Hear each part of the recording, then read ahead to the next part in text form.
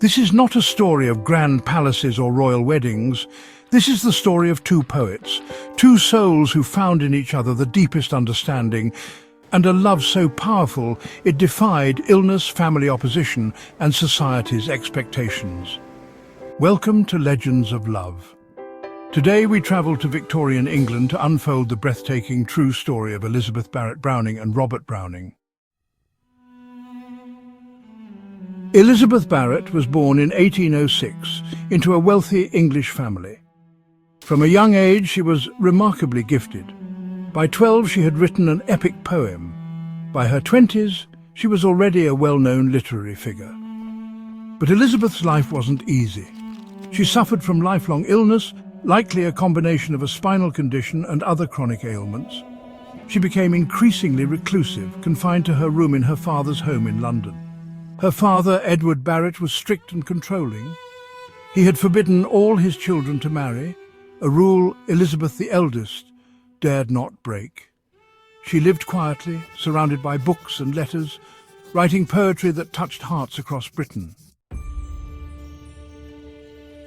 Enter Robert Browning. He was 6 years younger than Elizabeth, a passionate, ambitious poet still struggling to find his voice in the literary world. In 1845, at age 32, he read Elizabeth's newly published volume Poems and was utterly captivated, not just by her words but by the mind behind them. So he wrote her a letter. It read, "I love your verses with all my heart, dear Miss Barrett, and I love you too." It was bold, it was sincere, and Elizabeth replied. What began as literary admiration soon blossomed into something far deeper. Over the next 20 months, Elizabeth and Robert exchanged over 570 letters, each one filled with poetry, philosophy, passion, and eventually love.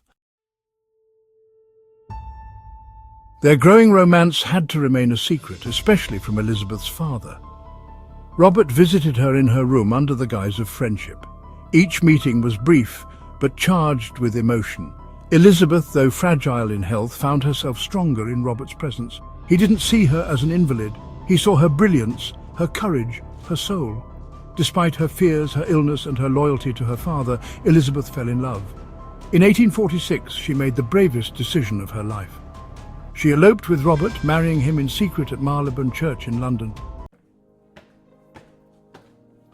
A week after the secret wedding, Elizabeth left her father's house forever. When he discovered the truth, he disowned her completely, never forgiving her. But Elizabeth had chosen love, and with Robert she began a new chapter in Italy, where they settled in Florence. And here she thrived. Freed from the emotional prison of her childhood home, Elizabeth's health improved.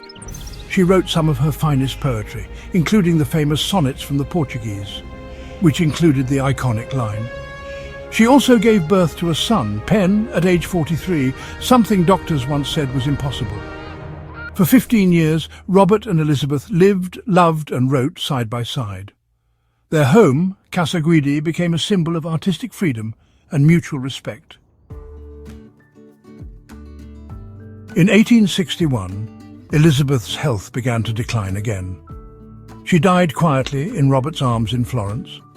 Robert was heartbroken, but never bitter. He made sure her legacy endured, publishing her final works and preserving her poetry for the world. He later returned to England with their son, living another 28 years and becoming one of Britain's most celebrated poets.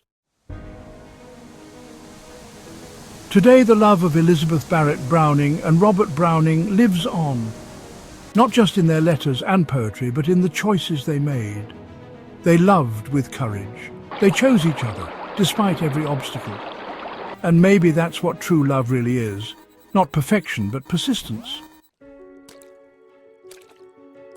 Some scholars have debated whether Elizabeth was truly as ill as believed, or whether her father's dominance and emotional control played a larger role in her reclusion.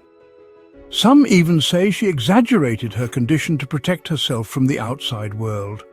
But the letters between her and Robert suggest genuine suffering, and a woman slowly rediscovering life through love.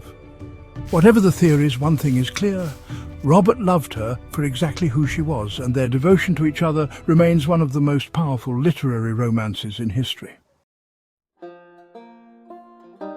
If this story moved you, if it made you believe in the power of words, of bravery, of love against all odds, then this is just the beginning. There are many more forgotten romances, timeless tales and hidden histories waiting to be told. Subscribe to Legends of Love, where true love stories never fade, because the greatest love stories are the ones that were real.